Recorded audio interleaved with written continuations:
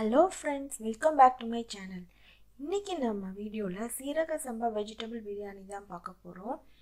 இந்த வீக்கெண்ட் அதாவது போன ஞாயிற்றுக்கிழமை நான் வெஜிடபிள் பிரியாணி வீட்ல பண்ணினேன். அந்த வீடியோ தான் நாம இப்ப பார்க்க போறோம். வாங்க நம்ம இப்ப வீடியோக்குள்ள போகலாம். நீங்க நம்ம சேனலுக்கு புதுசுன்னா கீழ இருக்கிற ரெட் கலர் சப்ஸ்கிரைப் பட்டனை பிரஸ் பண்ணி கிரன்ச்சி மாமா லைஃப் ஸ்டைலுக்கு சப்ஸ்கிரைப் பண்ணுங்க. கூடவே பக்கத்துல இருக்கிற பெல் ஐகானையும் கிளிக் பண்ணுங்க. அப்போதான் நான் என்னென்ன புது வீடியோ அப்லோட் பண்ணாலும் உங்களுக்கு நோட்டிஃபிகேஷன் வரும். நீங்கள் உடனே அதை பார்க்கலாம். நான் இன்னைக்கு 3 டம்ளர் அளவுக்கு சீரக சம்பா அரிசி எடுத்து கழுவி ஊற வச்சிருக்கிறேன். 3 டம்ளர் அரிசி 5 பேர் சாப்பிட்றதுக்கு போதுமானதாக இருக்கும். ஃபஸ்ட்டு நெய் ஊற்றிட்டு அப்புறம் அதே அளவுக்கு எண்ணெய் ஊற்றிக்கிறேன். எண்ணெய் சன்ஃப்ளவர் ஆயில் எடுத்துக்கோங்க. அப்புறம் எண்ணெய் காஞ்சதுமா நம்ம எல்லா ஸ்பைசஸும் இதை சேர்க்க போகிறோம். இப்போ எண்ணெய் காஞ்சிடுச்சு. பிரியாணி இலை 2 பிரியாணி இலை. இப்போ நான் சொல்கிற அளவு எல்லாமே 3 டம்ளர் சீரக சம்பா அரிசிக்கானது. அப்புறம் 2 அன்னாச்சி பூ, அப்புறம் ஒரு 4 1/2 இன்ச் பட்டை, 4 ஏலக்காய் சேர்த்துருக்குறேன்.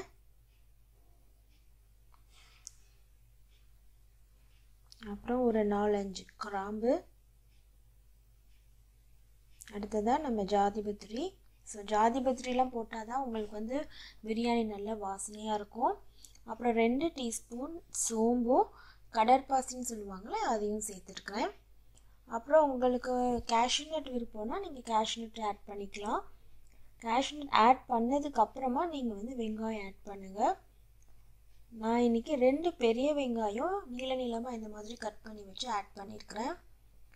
வெங்காயம் ஆட் பண்ணிவிட்டு நல்லா பொன்னிறமாக ஆகிற வரை நல்லா வதக்கி விட்டுக்கோங்க.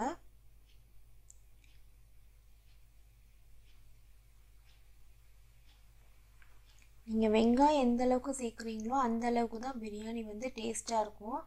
அது பாஸ்மதி அரிசி பிரியாணியாக இருந்தாலும் சரி, சீரக சம்பா பிரியாணியாக இருந்தாலும் சரி.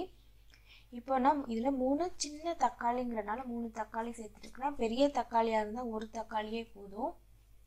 அப்புறம் இந்த மசாலாவில் கொத்தமல்லி இலை, புதினா, இஞ்சி, பூண்டு, அப்புறம் 3 டம்ளர் அரிசிக்கு 4 மிளகாய். ஸோ இதெல்லாம் அரைச்சி வச்சுருக்க மசாலாவை இதில் நான் சேர்த்துக்கிறேன். உங்களுக்கு காரம் அதிகம் வேணும்னா இன்னும் கொஞ்சம் மிளகாய் கூட போட்டுக்கோங்க. நான் பண்ண பிரியாணி காரம் கம்மியாக தான் இருந்துச்சு. இப்போ மசாலாவில் நிறைய தண்ணி தண்ணி நான் சேர்த்தனால அந்த தண்ணியெல்லாம் வத்துற அளவுக்கு நல்லா வதக்கிக்க போகிறேன். இன்னொன்று இதில் இஞ்சி பூண்டு பச்சையாக இருக்கிறனால நீங்கள் நல்லா வதக்கி வச்சுக்கோங்க. இப்போ நாம் இதில் கட் பண்ணி வச்சுருக்க வெஜிடபிள்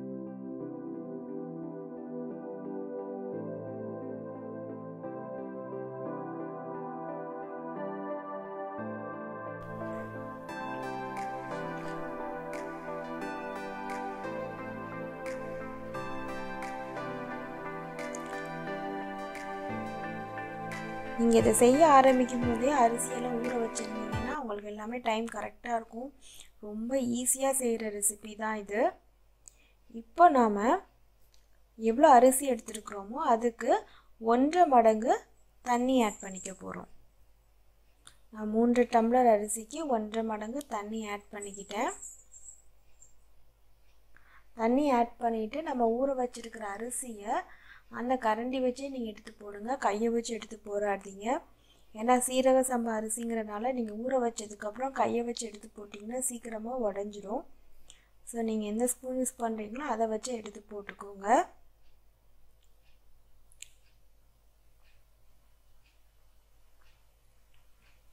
அரிசி போட்டுட்டு நீங்கள் சால்ட்டுமே ஆட் பண்ணிடுங்க. இப்போ நம்ம அரிசி போட்டாச்சு. அரிசி போட்டதுக்கப்புறமா நீங்கள் காரமும் உப்பும் டேஸ்ட் பண்ணிக்கோங்க. ஒருவேளை காரம் கம்மியாக இருந்தாலோ இல்லை உப்பு கம்மியாக இருந்தாலோ இந்த டைமில் நீங்கள் ஆட் பண்ணிங்கன்னா நல்லா கரெக்டாக இருக்கும். இதில் மேலே ஒரு 2 ஸ்பூன் அளவுக்கு நெய் ஊற்றிக்கோங்க. அப்படின்னா தான் பிரியாணி நல்லா உதிரியாக வரும். இப்போது நீங்கள் டேஸ்ட் பார்த்துட்டு எல்லாம் சரியாக இருக்குன்னா அந்த தண்ணி கொதிக்கவும் நீங்கள் குக்கரை மூடிடலாம். நம்ம குக்கரை மூடியாச்சு. குக்கரை மூடிட்டு அந்த ஸ்டீம் வரவும் நீங்கள் வெயிட் போட்டுருங்க. வெயிட் போட்டுட்டு சிம்மில் 5 நிமிஷம் வைங்க. விசில் வர்றதுக்கு வெயிட் பண்ண வேண்டாம், ஏன்னா விசில் வந்தால் தண்ணிலாம் வெளியே போயிடும். சிம்மில் 5 நிமிஷம் வச்சுட்டு அடுத்த 5 நிமிஷம் நீங்கள் ஒரு தோசைக்கல், சுட வச்ச தோசைக்கல்ல நீங்கள் தம் மாதிரி வச்சு எடுத்தீங்கன்னா நம்ம பிரியாணி ரெடி. உங்களுக்கு இந்த ரெசிபி பிடிச்சிருந்துச்சுன்னா கண்டிப்பாக லைக் பண்ணுங்கள். நீங்களும் இந்த வீட்டில் ட்ரை பண்ணி பார்த்துட்டு எப்படி இருந்துச்சுன்னு கீழே எனக்கு கமெண்ட் பண்ணுங்கள்.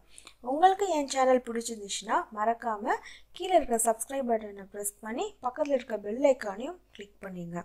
அப்போ தான் நான் என்னென்ன புது வீடியோஸ் போட்டாலும் நீங்கள் அதை மிஸ் பண்ணாமல் பார்க்கலாம். அடுத்த வீடியோவில் உங்களெல்லாம் நான் பார்க்குற வரை உங்களிடமிருந்து விடைபெறுகிறேன். நன்றி, வணக்கம்.